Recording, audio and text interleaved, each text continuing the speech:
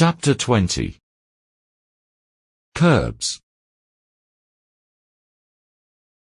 After we had coffee, paid, and left, we walked to the car.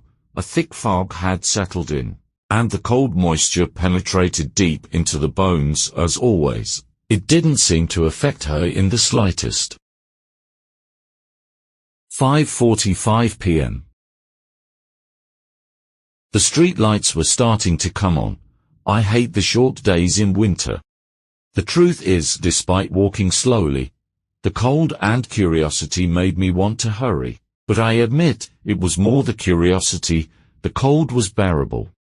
The car was already covered with a considerable layer of humidity. We got in. I started it up and turned on the heater. "So, where to now?" "Wherever you want," she said, with a somewhat absent look. "Wherever I want. You're not usually like this." "No, I'm not. But I'll leave it up to you." She disarmed me. At that moment, I didn't know what to do. When I finally had the freedom to do something, I was in doubt. Where to? What to do? I felt like going home and listening to her for endless hours. I wanted to hear her entire story. But on the other hand, a desire to show her my independence emerged in me, to impress her. Only then did I remember to impress her. With what? What did I have that was impressive to her? I reduced myself to my insignificance. "Shall we go to my place? We can have a little dinner and relax." She looked at me as if she knew everything that had crossed my mind. "Okay. Like I said, it's up to you." We drove in silence to the highway entrance, me trying to contain my curiosity and her completely ignoring it.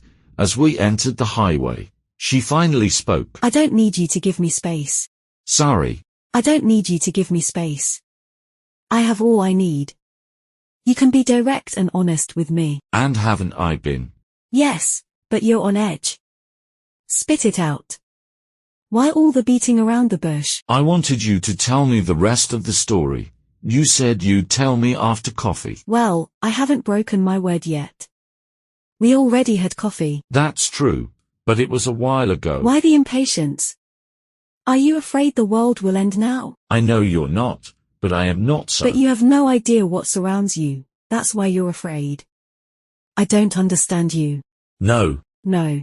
"And what don't you understand?" How someone who gave up on living 10 years ago is so afraid of dying." I fell silent.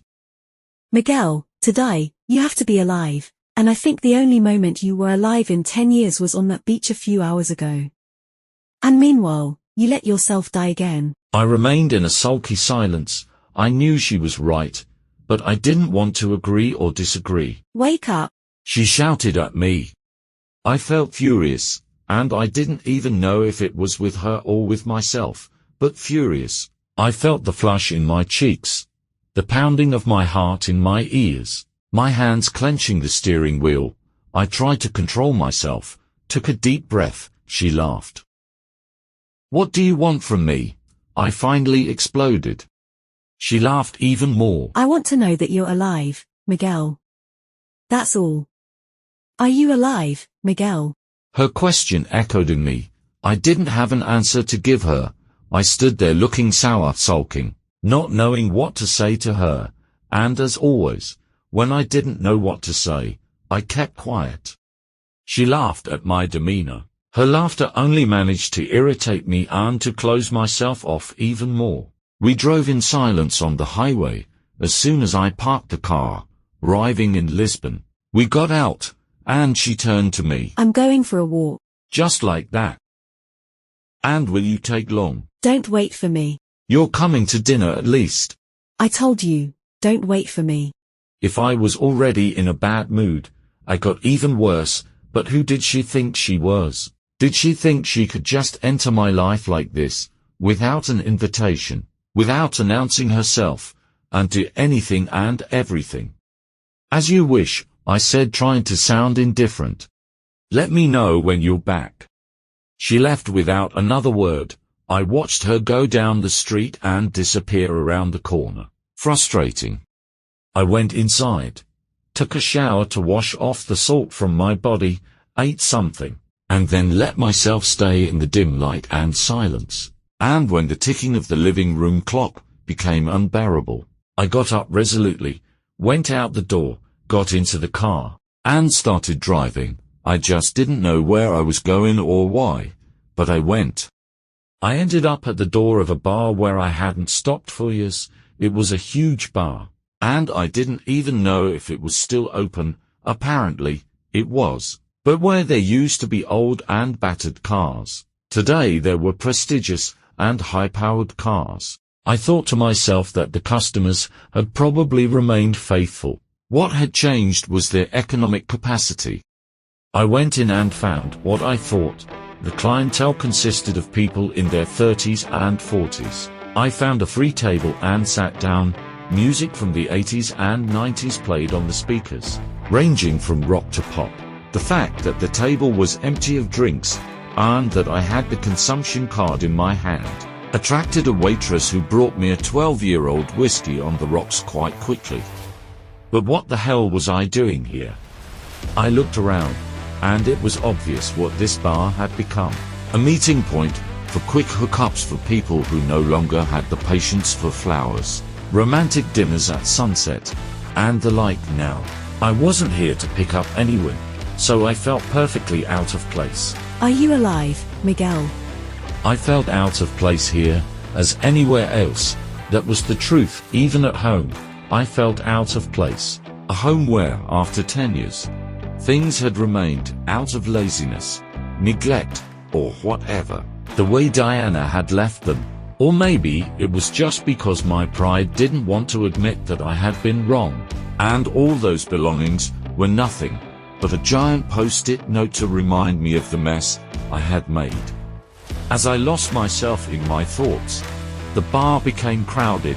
There were no more seats available, and people were piling up, especially around the bar, and there I was, with 3 vacant seats at my table for 4, alone and not desiring company. I started to realize how much these 3 seats began to be coveted. I should leave and give the full seats to someone who wanted to be here. But I also didn't feel like going anywhere, so anyway, I felt entitled to be annoying and have that table all to myself.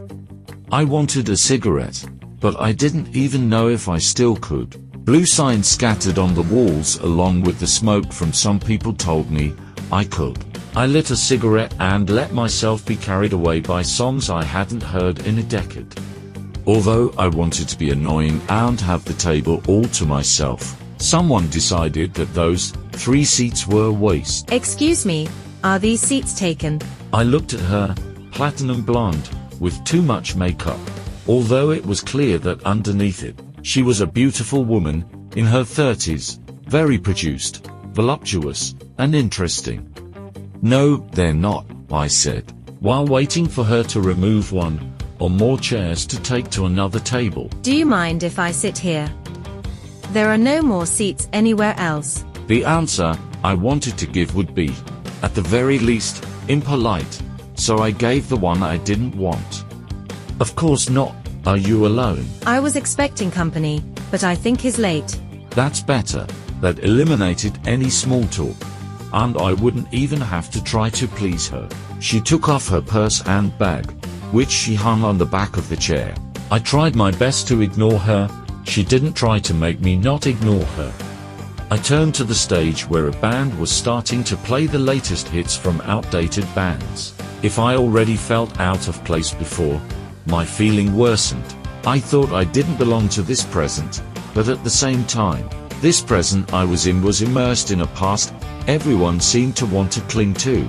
There was comfort in the lack of novelty, in the predictability of things. There was comfort in knowing all the songs the band played by heart. And that was what prompted the party. There was not a trace of something new, a shadow of novelty, something that wasn't predictable. It was this absence of novelty that left me dead. But what the hell was I doing here? The songs followed one another, and so did the whiskies. In truth, I wasn't there, only my body was. My head had gone to some unknown place. The mobile phone she had on the table suddenly lit up. It must have rung, but with the noise it was inaudible. She read the message on the screen. Her face turned serious and disappointed. Shit. I pretended not to hear. She leaned back in her chair with a sad expression, tears threatening to come to her eyes. It has always been almost impossible for me to see a woman cry. In the end, I'm just a well-intentioned fool. He's not coming. She looked at me. It seems not. Last-minute meetings. I laughed. Who had meetings at midnight? She understood my laughter. I ended up turning to her. Well, at least we're both here. So we're not that alone. That's true. By the way, my name is Laura. My pleasure, Laura. I'm Miguel. And we shook hands. I looked at her more closely. Uninteresting compared to whom? Compared to Lilith. In comparison, the world was uninteresting, and she indeed had some points of interest. She looked at me intently. You're not unfamiliar to me. Miguel. Are you Miguel Laves? Yes, I am. I thought I recognized you when I saw you. I'm a huge admirer of yours. I've read everything you've written. An admirer. 2 hours later, we were both lying on my bed while having sex with animalistic fury. She, undoubtedly because she wanted to get back at whoever didn't show up, and I because I felt like freeing myself from everything. From all the ties I had had, inconsequential sex, nonsensical, but with desire, with fervor. I heard her moans as I penetrated her and dug my nails into her back. I felt her orgasms and her teeth digging into my shoulder. I sensed the lie of exaggeration, but the lie tasted good to me. She ended up falling asleep beside me. I got up without sleep, took a shower, lit a cigarette, and the doorbell rang. I knew immediately who it was. I didn't care. So I opened the door. She came in, with a mischievous smile, light as always, without saying a word. She went to the bedroom door, looked at the bed. She turned to me. Not bad. She's cute, isn't she? You have good taste. I didn't respond. Are you feeling more alive? Did it feel good to feel the blood pulsing in your veins? To feel like you could conquer her? Do you feel like a man? If you want me to be honest, yes, to everything you said. You're a fool, Miguel. Do you really think you conquered something that didn't want to be conquered? She went into the room and sat on the bed next to Laura. She lightly ran her hand over one of Laura's exposed legs. Laura woke up and saw me. As she was facing me, she smiled. Only then did she realize the warmth of the hand on her leg, and that there was someone behind her. And she was startled.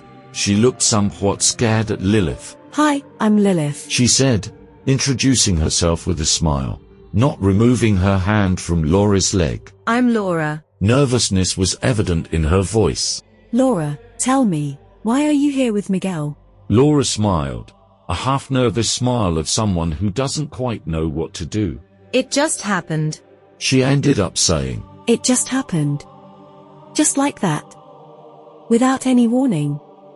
Don't tell me, it happened unintentionally. Before you knew it, you were here in bed with him. You didn't even want to, but... She looked her straight in the eyes, raised an eyebrow. It simply happened. Laura shrunk under her gaze. Tell me, Laura, did he seduce you? No. Did he force you? No. Lilith finally turned to me. Miguel, what did you really conquer? What did you gain? I thought for a moment. I looked at the two of them, sitting there, one next to the other. Laura too small in comparison. Although she seemed older, strange contrast. Lilith's hand slid slowly, tracing the contour of Laura's thigh. 2 hours of pure lust. Lilith turned back to Laura. And, was he good? He was great. You know, Laura, after 10 years without a single day of sex, he had both of us on the same day. Quite a feat, don't you think? 10 years. It's true. And do you know why he ended up in bed with you? Laura shook her head. It was just to prove that he could conquer and to feel dominant. Did he dominate you? No. It was good, but he didn't dominate me. And do you like being dominated, Laura? You enjoy feeling dominated, don't you? You can tell me. Laura didn't say a word. She couldn't take her eyes off Lilith. Lilith's hands slowly moved up her body, lightly brushing over her breasts. The flush of her cheeks showed the obvious sensation Laura was experiencing.